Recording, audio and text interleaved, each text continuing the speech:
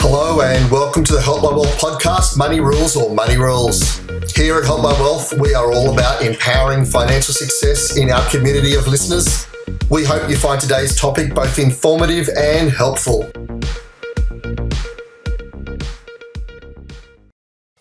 Hi, and welcome back to the Help My Wealth podcast, Money Rules or Money Rules.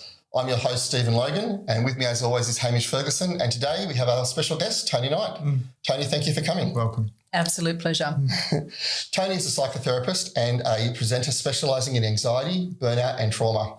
Toni helps people to get past their past, improve their ability to relate to others, and make helpful decisions to increase their energy and professionalism. Toni believes that mental training is the foundation for using our minds to create rich and a meaningful life. So thank you so much for coming, Toni. Looking forward to it. Yeah. Look, Help My Wealth was delighted when Toni came on board to create our behavioural psychology modules.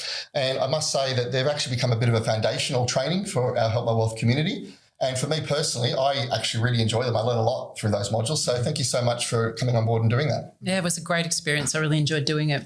Yeah. How about you, Hamish?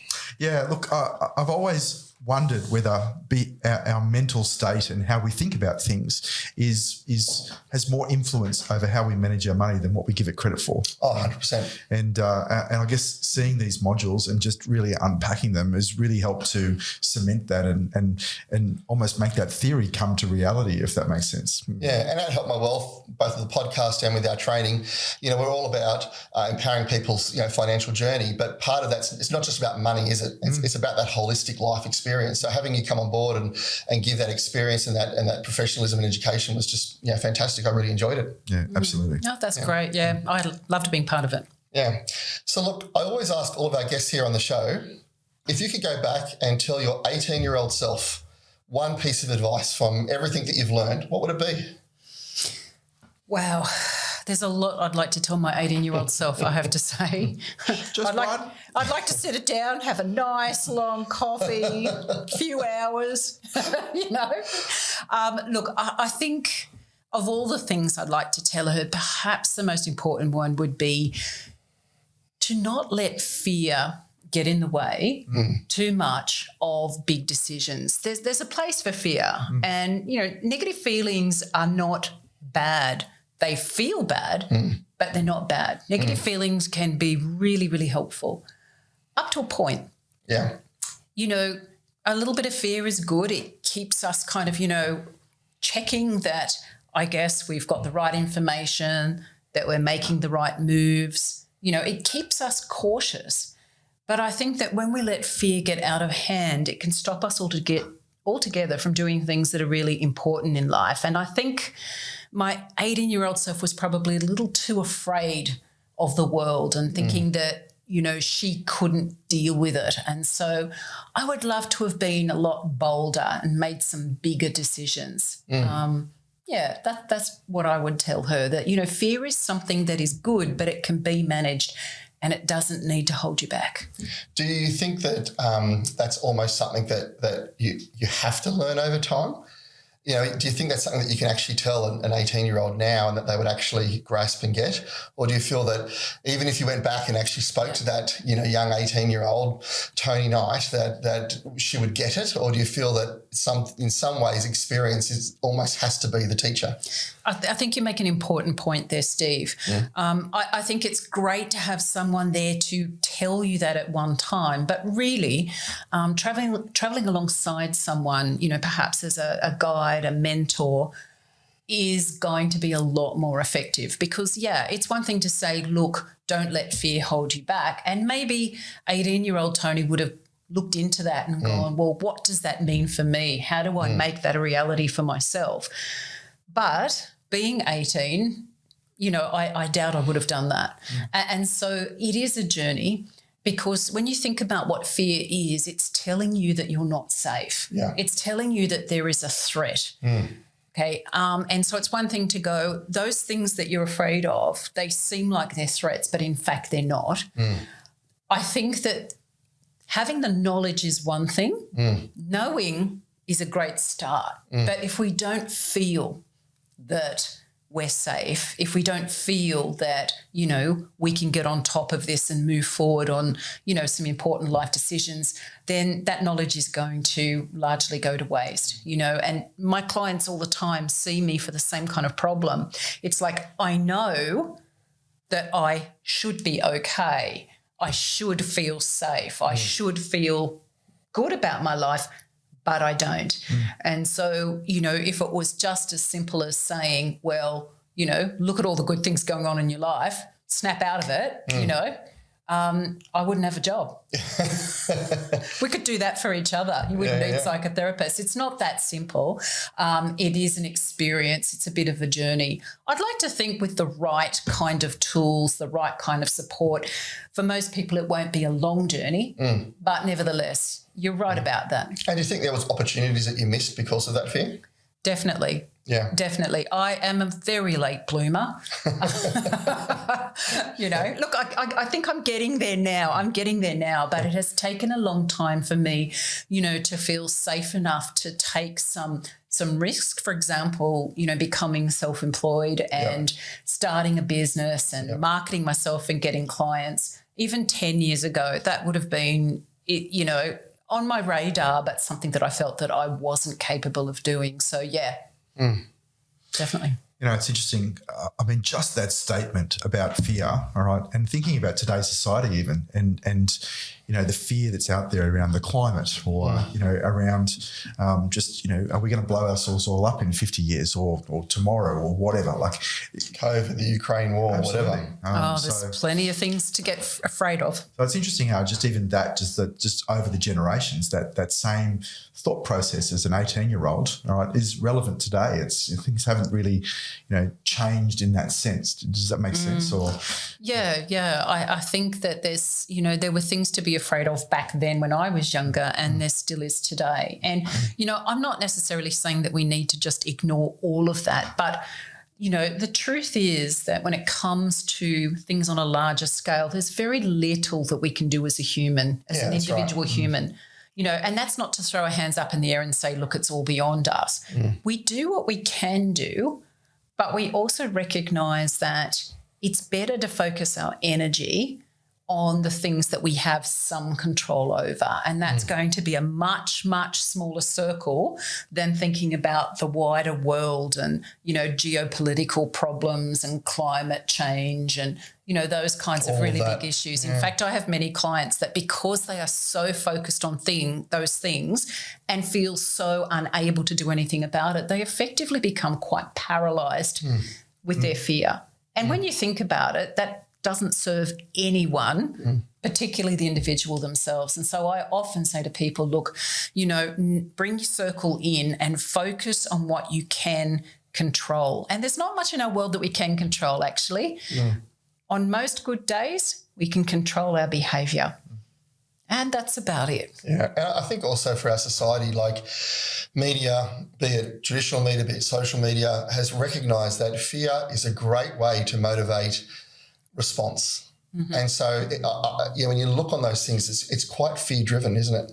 A lot of articles, a lot of stories, a lot of issues are all centred around that as well. So I think it is hard in a way for people to actually pull themselves out of that, particularly if you're, you know, going down that direction already. Absolutely. Look, I think all forms of media promote fear because humans are designed to pay a lot of attention to things that are threats. It's part of our survival mechanism. So when you think about it, mainstream media, the news headlines are always quite macabre. You know, there's that old saying, if it bleeds, it leads.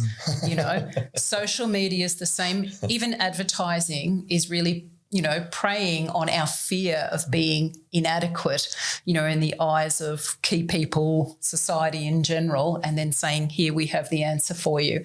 So, it's all around us. And I dare say it's almost countercultural. It's almost an act of rebellion to be able to bring our focus in to the things that we can control and go, I get that that's out there. I'm not burying my head in the sand. But I'm going to bring my focus into what I can do about those things and anything else that matters a lot to me. And I think that's very powerful. So, Toni, if we reflect back on that 18-year-old self, many people equate their current happiness in relation to how they're going financially, how they're going with their goals, how they're going with success. What would you say to her in regards to that? So achieving goals can certainly make you happy, but I think there's a couple of important considerations there. Number one, we know that achieving goals is a good thing, but that the happiness that comes from achieving goals in itself is not going to last. Why? Well, because no internal state lasts. When you think about our thoughts and our feelings, they're moving through us. They are temporary experiences that happen to us. They change all the time. And so achieving a goal is certainly a cause for celebration and being happy, but it's no substitute for a fulfilling life. And so, when people say, well, look, I just want to be happy, it's a valid thing. Of course we want to be happy. But really, when you drill down into what that really means, and researchers have done this, of course, what people really want is a life that is fulfilling, satisfying.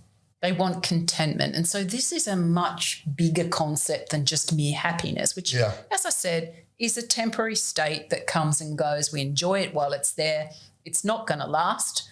And so we don't want to build a life around that. And so I would say to my 18-year-old self, by all means, set yourself some goals and enjoy it when you achieve them. But it's like Grandma used to say, it's all about the journey.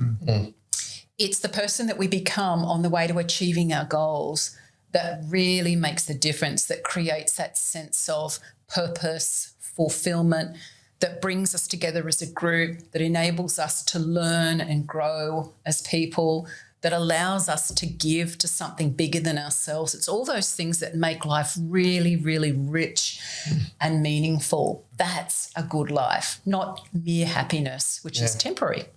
And so if we talk about that, that self that has now grown, you've had considerably older. Considerably old. Yeah. You've had a very colourful and varied life, and you've had different roles and responsibilities and all the rest of it. But, especially now as a psychotherapist, I'd have to ask the question, what do you think is most understood about you? What do people see and assume with you that is probably the most misunderstood thing? Oh, that's a tough question. I think that it would be probably that psychotherapists somehow have all the answers, that we don't go through all the other feelings. You never get sad, you never get depressed, you never get fearful, you never get angry. Right, that's right. I do think that having been a psychotherapist has been such an incredible blessing to my life. I love reading about psychology, and I love really thinking about how to apply that to the real world, which was, I guess, what I did when I collaborated with you guys on the project. But, even despite all the richness of those learnings and how to apply it to my own life, we humans, we don't operate well on our own. And so what that means is that I can know a lot of stuff, but it doesn't mean that I necessarily implement it well all the time. I still need other people to pull me up, to keep me in line, to tell me to pull my head in, and so it's allowed me to have incredible humility for my clients and for people who are struggling.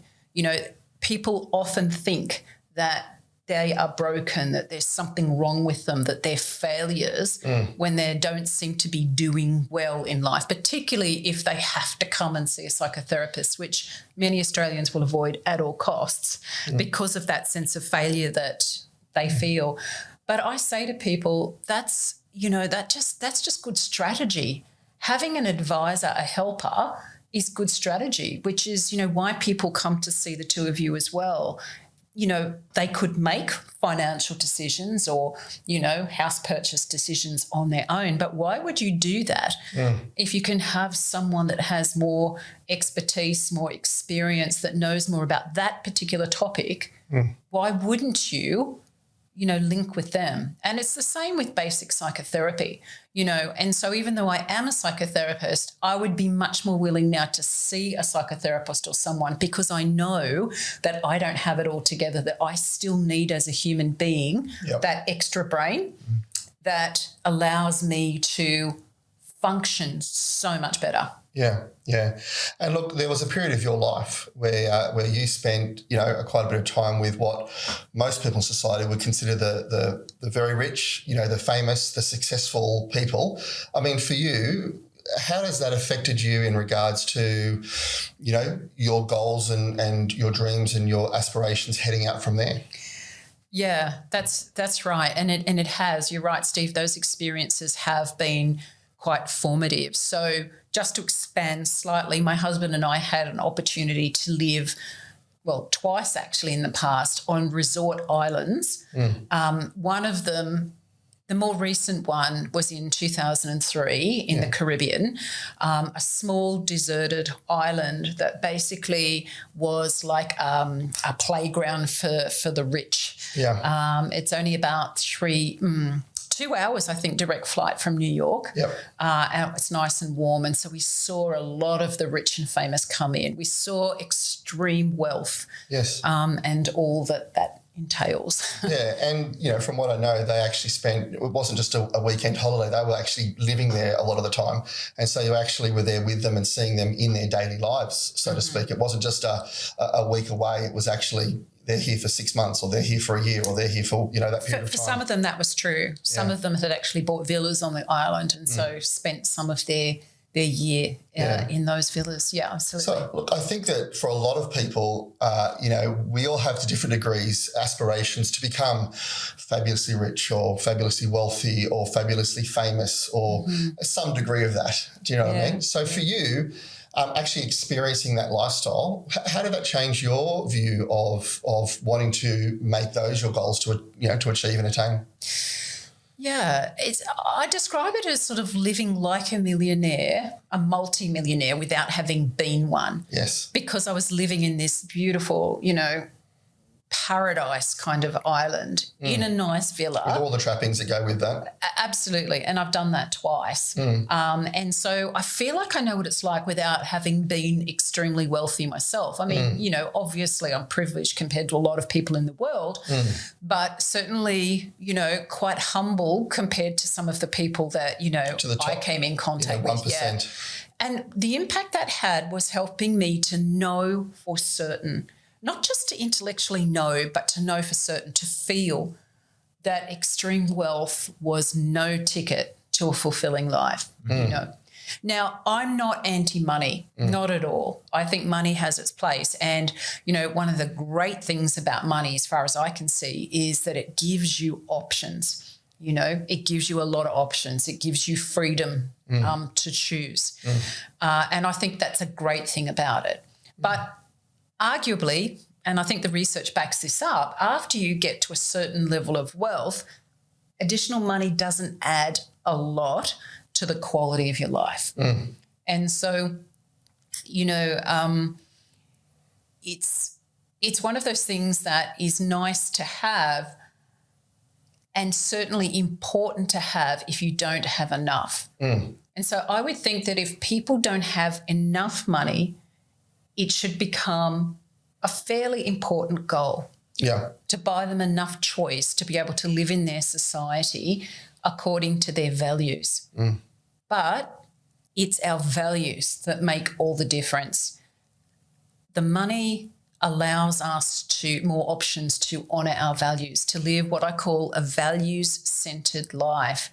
And in my work, in all my work, that's the aim of what I do, is to help people to identify their values. And by values, I just simply mean what's most important to you, what really matters.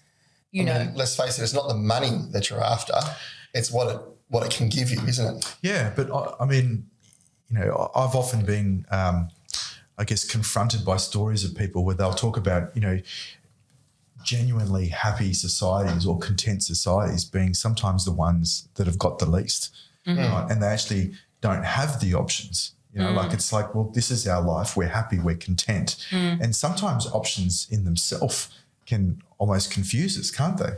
It is possible to have too many options. That's absolutely true, Hamish. I think that, in those societies, people's expectations are quite different.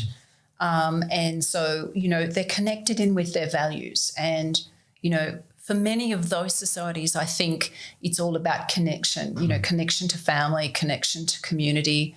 I mean, I'm not an anthropologist, so I can't really speak, much in that area. But these are the things that, by and large, we know as human beings do make a difference to our happiness. And so, as I said, in a Western culture, money can be quite helpful. Oh, yeah, absolutely. They're definitely not saying, we shouldn't have money, all right? Or plan for it, or, work out how you're going to grow it. Absolutely. It's a perspective, isn't it? Yes. It's really just saying, well, I've got to be careful not to let this thing rule my life and the consequences of it. Absolutely. Right? So, there's a really fabulous American researcher called Tim Kasser who wrote a lot about this. He has a wonderful book called The High Price of Materialism. He doesn't moralize at all about money. What he does is research, I guess, the impact of pursuing material goals. And when he says material goals, he's talking about money, fame, appearance, those kinds of things. And, surprise, surprise, people that tend to prioritise those things are less happy than other people. And it's simply because prioritising those things will often take our attention, time and energy away from the things that we know actually really do make quite a positive difference to our well-being, to our contentment.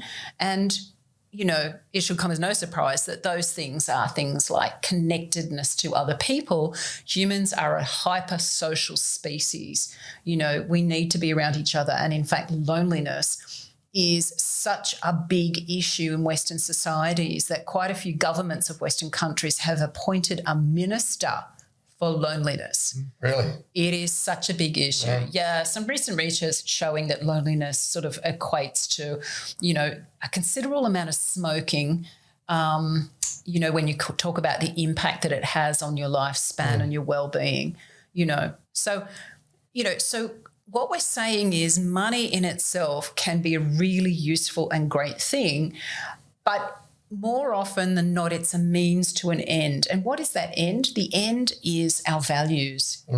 And so arguably money's not important at all in terms of our connectedness to each other. We don't need to be wealthy to be able to spend time together, to enjoy each other's company, to be a community. But in Western society, some of the other things that we value do cost money.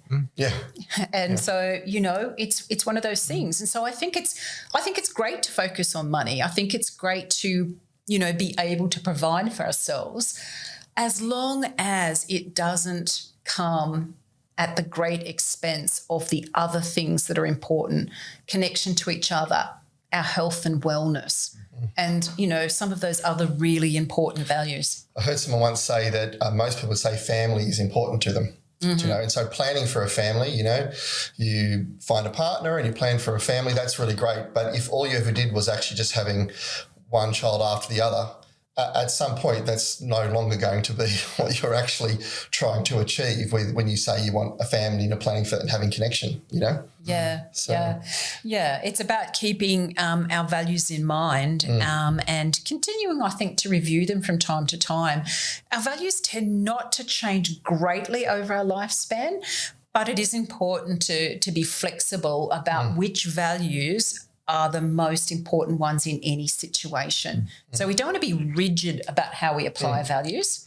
So family is very important, but there are going to be times when our family does need to take second place or even third place in some situations some of the time. And that's what we mean about being flexible. In fact, the term psychological flexibility is considered to be one of the key hallmarks of good mental health. So we're not rigid in how we apply our values or honour our values in our life, but neither are we chaotic in terms of not having anything and just kind of going from one whim to the next and being really pushed around by our feelings. Our feelings can be useful, but they're not generally a good guide in and of themselves for our behaviour. So, look, taking you back to that story of the Caribbean, I mean, is there anything from there that you miss in that sort of opulent lifestyle that you were able to experience back then?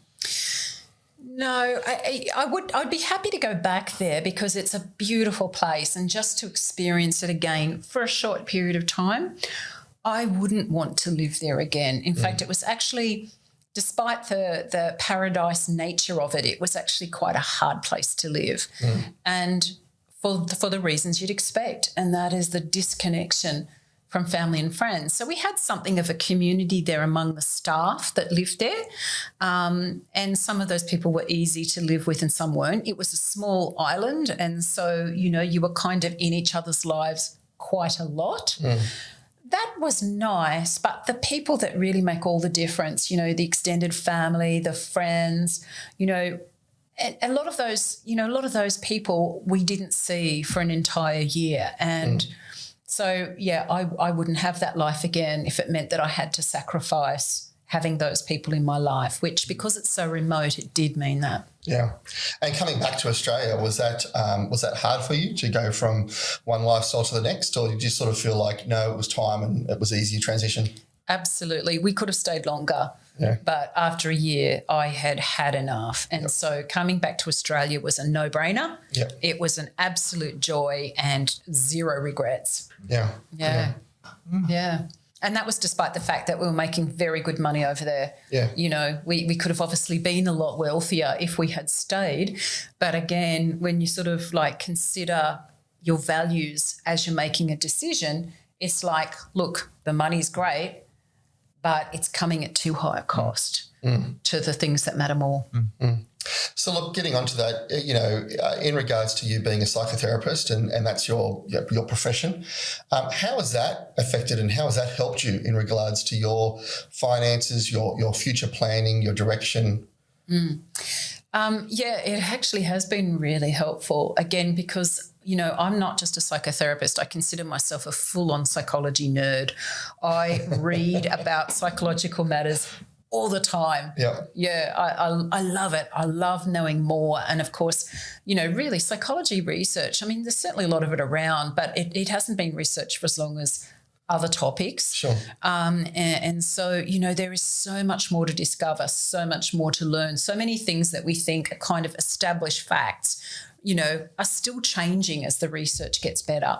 So it's a really exciting area to read in and to know about. And it's affected my life in so many positive ways. But I think one of the ones that's most obvious to me is the ability to manage feelings. It's not something that was taught at school at all when I was there. I think some schools now do have some instruction in it. And I still think that a lot of the information that I see in the literature is not great when it comes to working out what do we do with these experiences called feelings, Because I've done the reading and the research and because I explain it so often to people, I feel like I've got a whole lot more clarity around what's going on in here. And on good days, I can take quite uncomfortable, quite difficult feelings and manage them a lot better than I would have if I didn't have this information. And, to reference something we were talking about earlier, that doesn't always mean I can do it on my own either. We manage feelings better when we're together. Yeah. I think, Hamish would agree.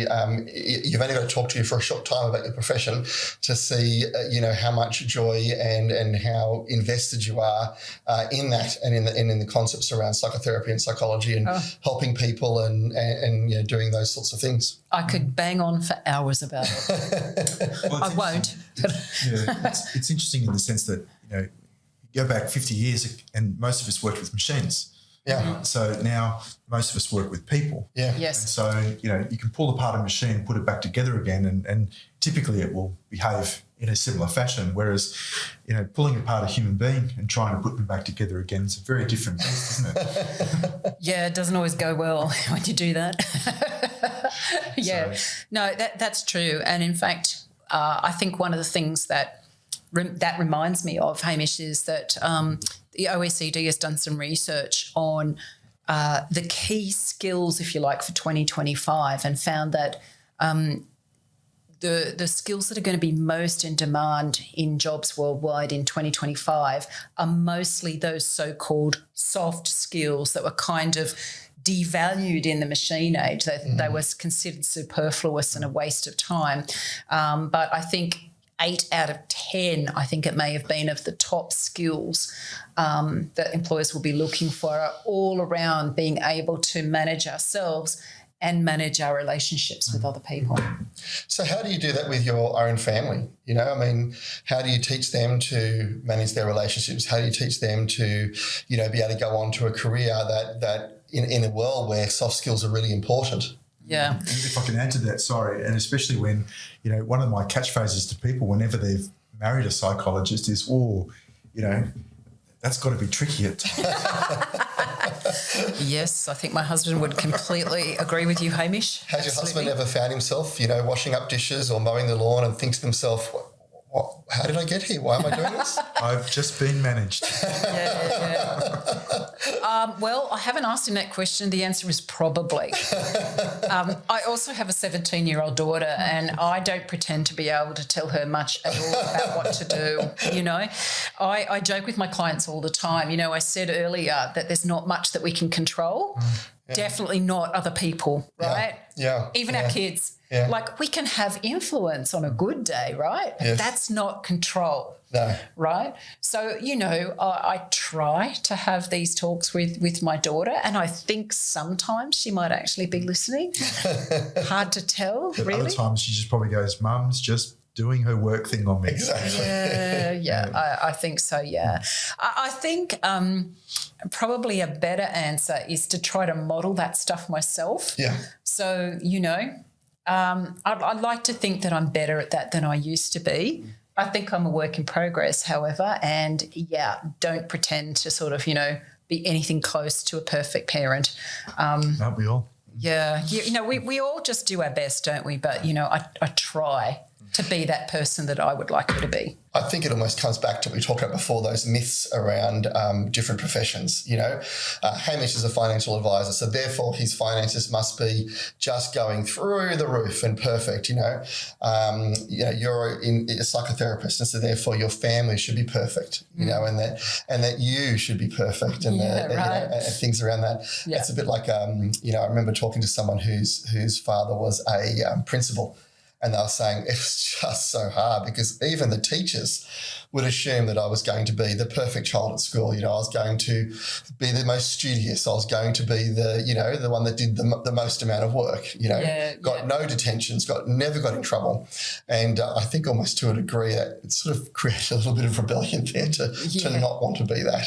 Yeah, absolutely. We refuse to be put in a box. Yeah, 100%. And look, I still remember playing tennis a lot as a kid, and my coach sort of said, this concept of coaching, and I just made an assumption that a tennis coach must have been better than the number one player. And he was going, no. Most of the time it's the tennis coach that didn't actually cut it as a player. That's right. But they've then gone to develop other skills, right, that have helped other players become great.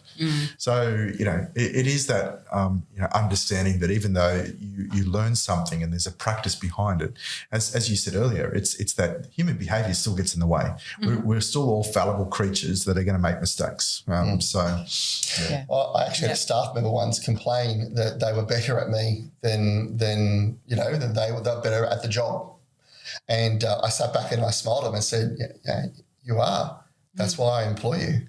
Yeah. If you weren't better than me, I wouldn't employ you. I'd just do it myself. But that doesn't mean that I'm not here to actually train, direct, help, guide, point out where you could be doing better. And I think that coaching thing is actually so important because you're right. The number one tennis player doesn't look for a better person to be their coach. There is no one better. And the number 2 player is not going to coach them. Quite often, they probably don't have very good skills as interpersonal skills. They're probably just so focused on what it means to be a great tennis player that's all they do. So anyway, Yeah. So, for you, if we reflect back on your life, reflect back on, all the things that you've done and where you've been, I mean, is there specific lessons that you've gone, that really helped me to push ahead, quite dramatically? We've talked about the idea of understanding the difference between happiness and contentment, not being fearful in regards to taking experiences or taking opportunities. Are there any other areas that you've sort of thought, wow, that has actually been quite effective for me? One of them that occurs to me now is the importance of not avoiding stuff. Yeah. So there are always going to be things in life that when we think about them or we do them or we come into contact with them are going to make us feel uncomfortable or downright distressed. And so, I guess I'm talking here about, feelings can be very uncomfortable and we don't want to have those feelings. There are things we don't want to think about, so we try to avoid the feelings. There are people that we don't want to see, so we try to avoid them.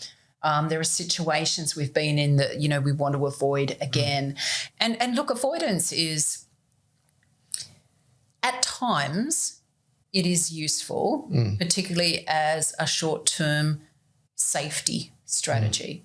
So, for example, if I've just been through, some kind of major trauma, it's probably going to be good for me to just take things a little bit easy and to make my life a bit small for a while. Be a bit kind to yourself. Yeah, that's right. That's right. As a long-term strategy, avoidance is really not good. We all tend to avoid stuff.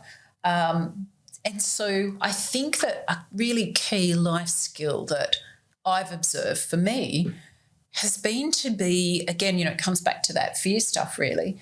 It's recognising that actually I do have what it takes to be able to deal with the things that perhaps I don't want to look at or I don't want to experience. So, if you think about avoidance behaviours, that can be anything from, drug or alcohol addictions, so that they're not facing certain feelings like, a sense of failure or distress. Avoidance can be overthinking things, trying to seek a lot of reassurance to avoid that feeling of, anxiety and what if. Avoidance. Have I done the right thing? Yeah, that's right. Avoidance can be not being prepared to go to certain places, see certain people, activities like driving a car. Avoidance comes in so many different flavours. And I think one of the best things that people can do is to, with the help of someone else if need be, but to actually ask themselves those hard questions. What are the things that perhaps I'm afraid of, that I avoid? It's a tough question to ask, but it's a really courageous one. Yeah. And look, arguably, I might have a morbid fear of snakes. And, because I don't come across many snakes in my life, it's not going to be an important one to sort of, to overcome unless I really want to. But some of the things that people fear, for example, I work a lot in the relationship space, and some people are very afraid of intimacy, being close to people, showing affection, receiving affection, feeling safe and stable. There is a sizable proportion of people, probably more than half the population, that have difficulties with that, either because they're anxious that if people knew the real them, they would abandon them and go, and so they're quite anxious, or that, being in a relationship means that other person is going to hurt me and things are going to end badly. And so, when you start avoiding everyday things like relationships, you just know life is not going to be good. Yeah. I mean, look, I had a colleague that I work with when it comes to avoidance, that they would use the idea of saying yes. And I think they actually genuinely meant it. So you'd ask them to do something, or you'd talk about an area that needed to change, whatever else, and they'd go, yes, I'll totally do that. I'm on board.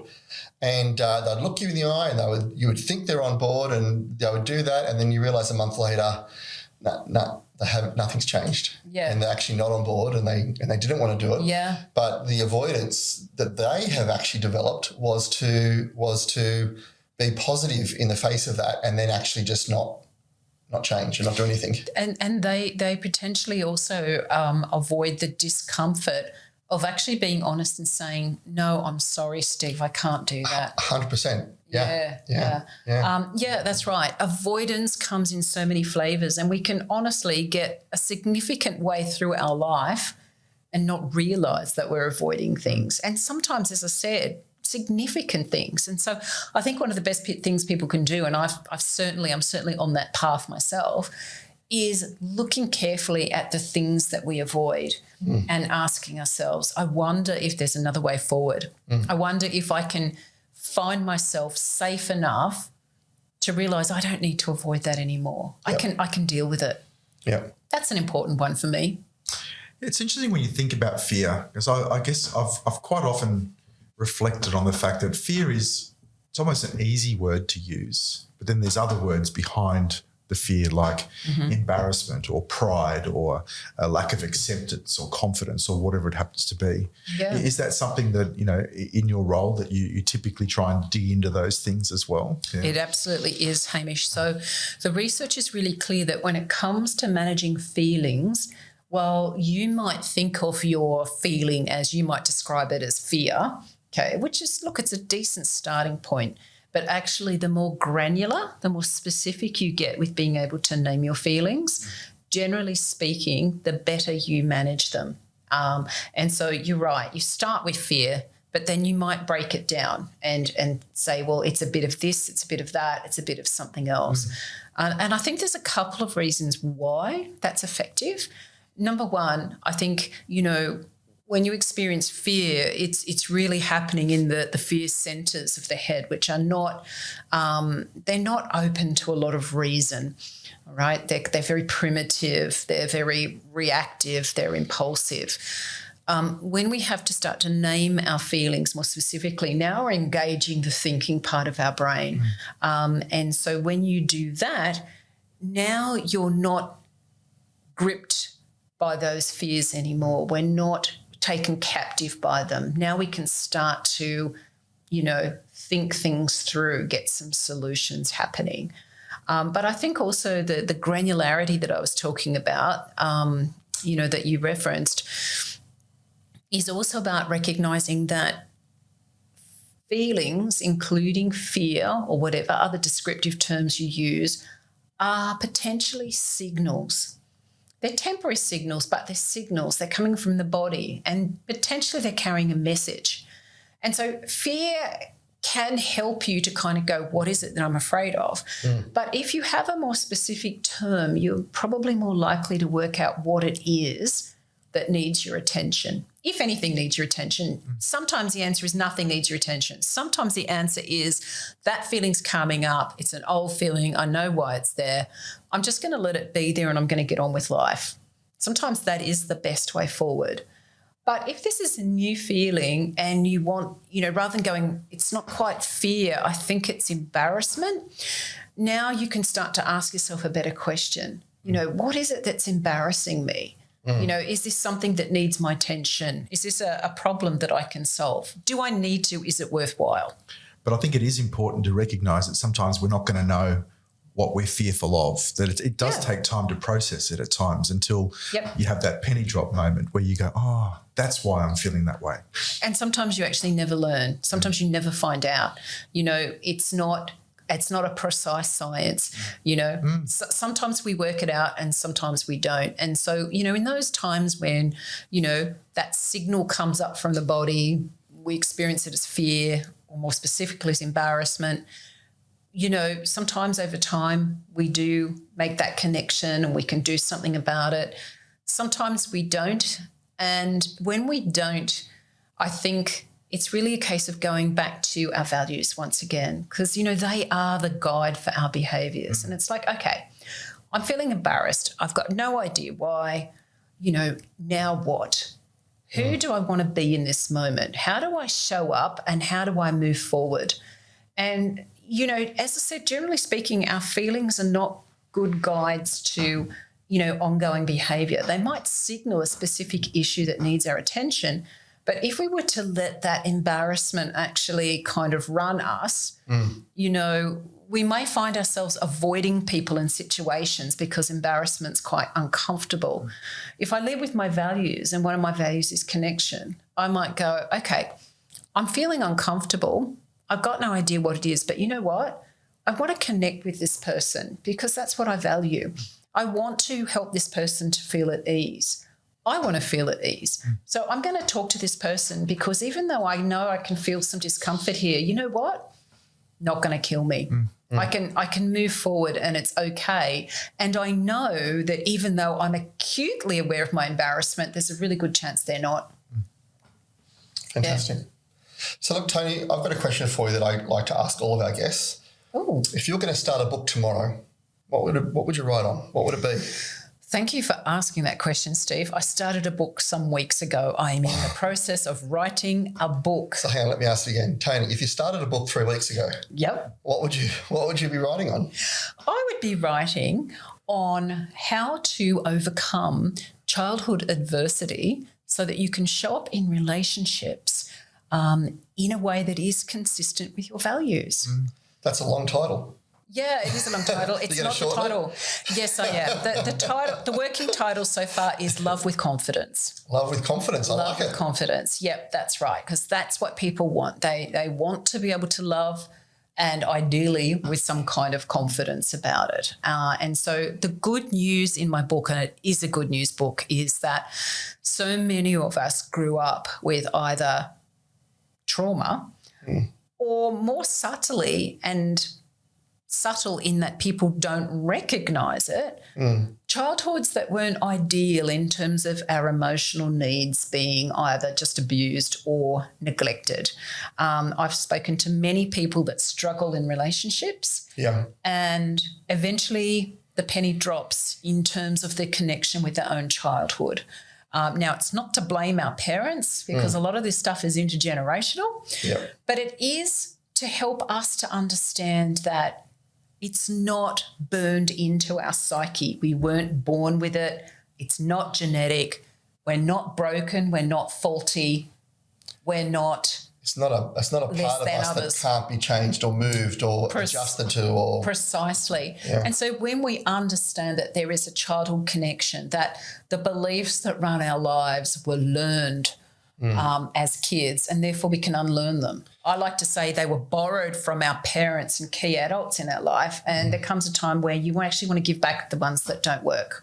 Not literally, but it's recognising that we didn't get to define ourselves as children necessarily. That was done for us, but as adults we can do that, and so we can change our beliefs about ourselves and then learn the key skills like being able to regulate our emotions, like being able to ask for what we want and have good, clear personal boundaries, like being able to let go of past trauma and distress, those things that can sometimes come up and interfere in our life. And I think it's interesting when you said that is that, you know, for so many people, they would hear that and they would be like, no, my childhood was great. My parents are amazing. Yeah, I hear it all the time. Yeah, and it's that almost you feel like you're betraying someone if you you know, admit that there was maybe something that could be different.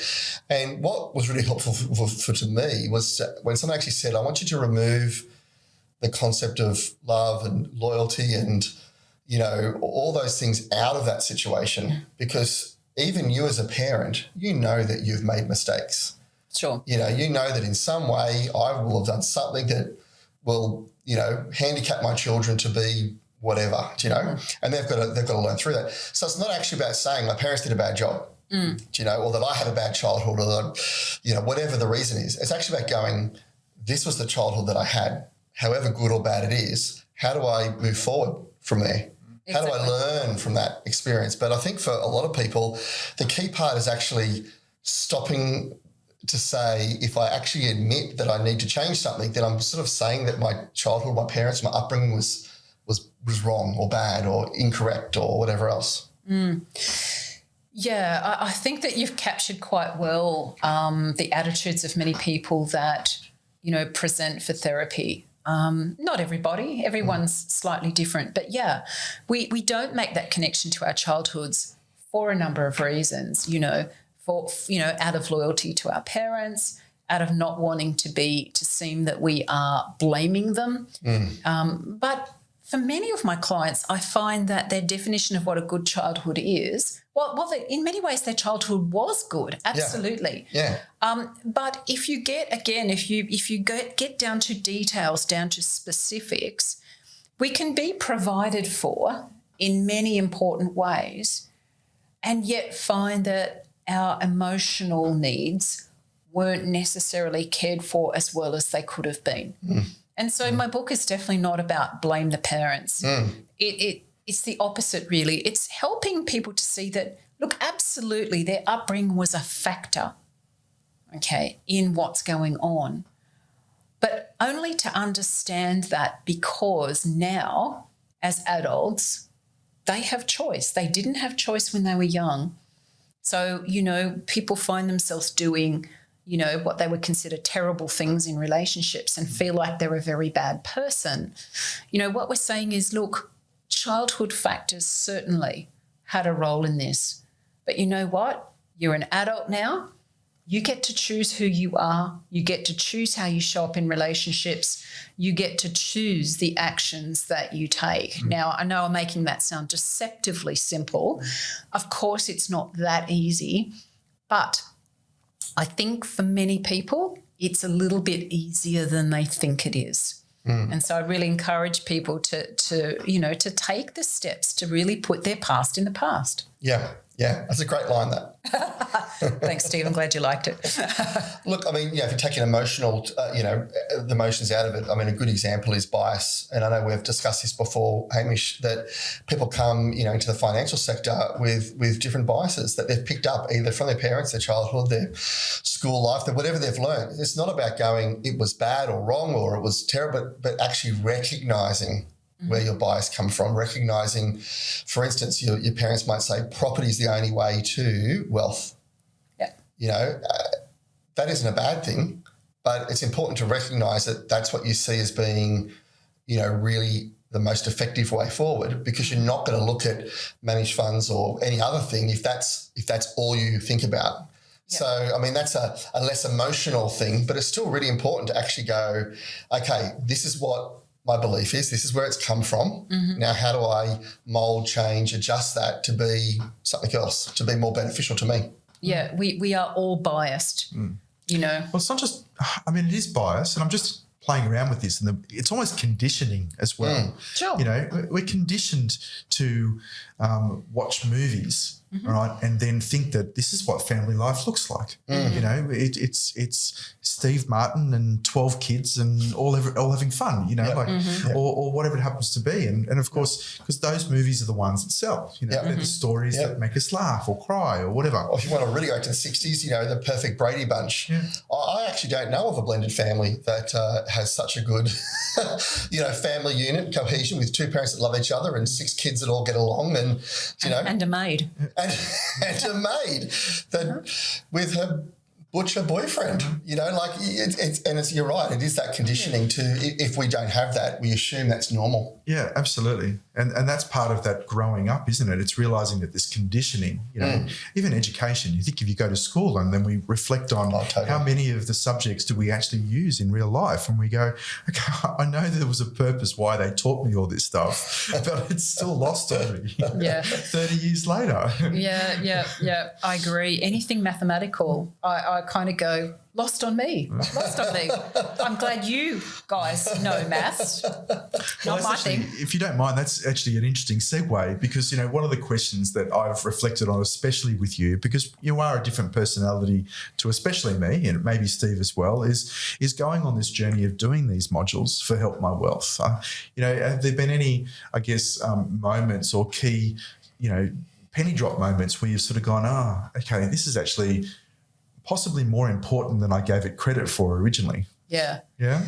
Yeah, definitely, yeah. Look, whenever I get the opportunity to bring my knowledge together, I mean, like doing this interview, for example, but certainly with the Help My Wealth project, when you get the opportunity to bring all the information together in a way that's that needs to be clear for other people, that whole process always gives me, new ways of looking at things. I always learn something. It's like writing the book. It's happening there as well.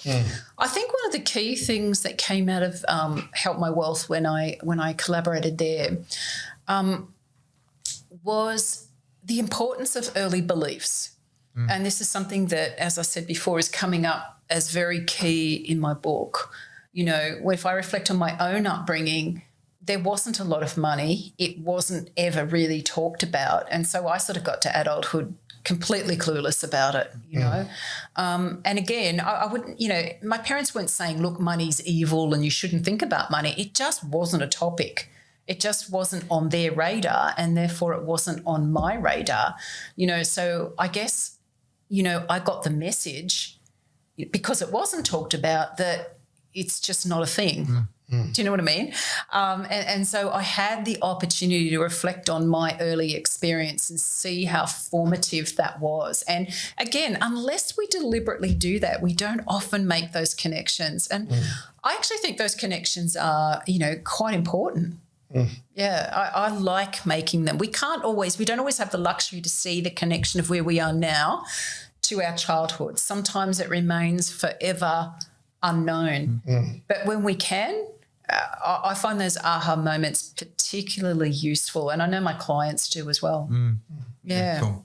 Yeah. Well, look, I know for me, especially when I've been doing sales training and mentoring in the business world, I often talk about the idea that someone's skill you can teach someone, you can increase their skill level, it can be taught. Yeah. But I find what's actually almost more important is the attitude and what happens. And I've often used this example of saying, your boss calls you up and says, Hamish, done an amazing job, like blown away. I was talking to the assistant manager. They've been saying how good you are and how well you've done.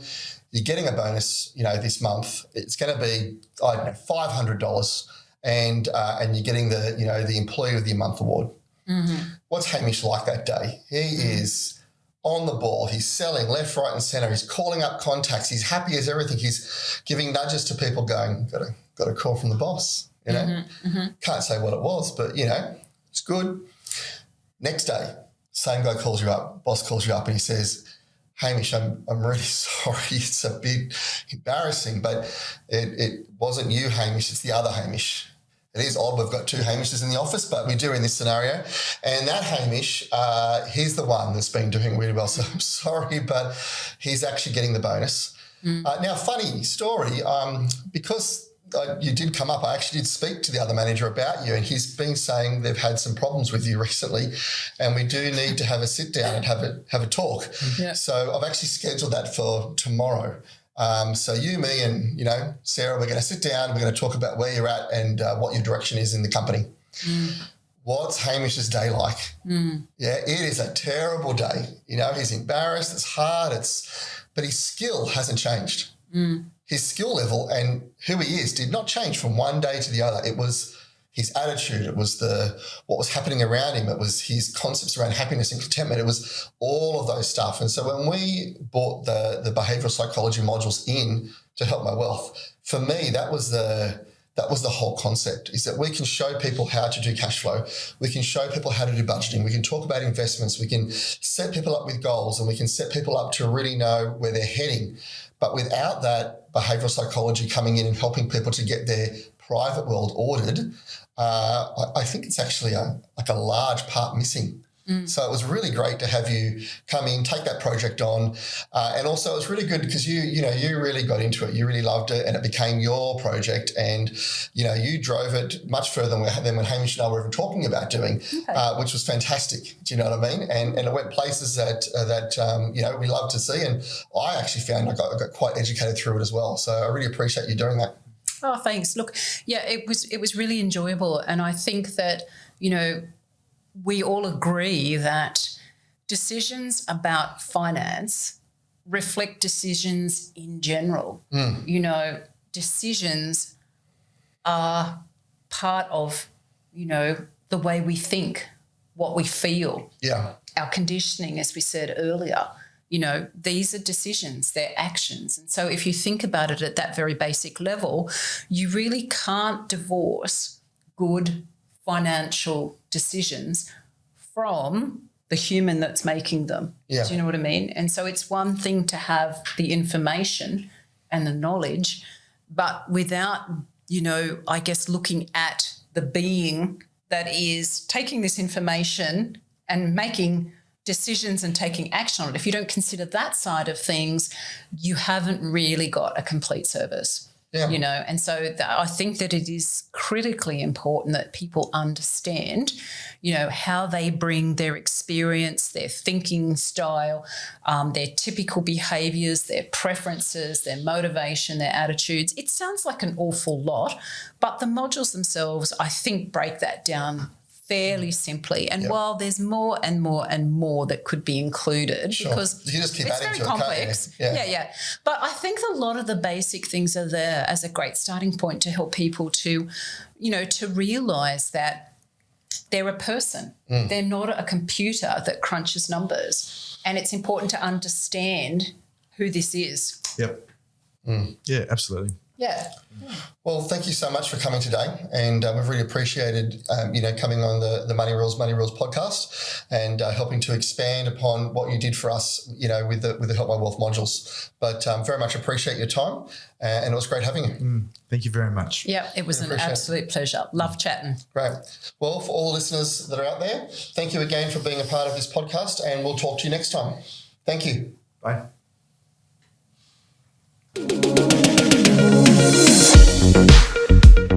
The information discussed by the Help My Wealth and the Money Rules podcast is for education and entertainment purposes only and is general in nature, and it is not advice. It is not intended as a substitute for professional finance, legal or tax advice. It is aimed to provide a general understanding of each topic and should not be relied upon to make an investment or financial decision. It is strongly suggested that you seek professional advice regarding your own individual circumstances before making a financial decision.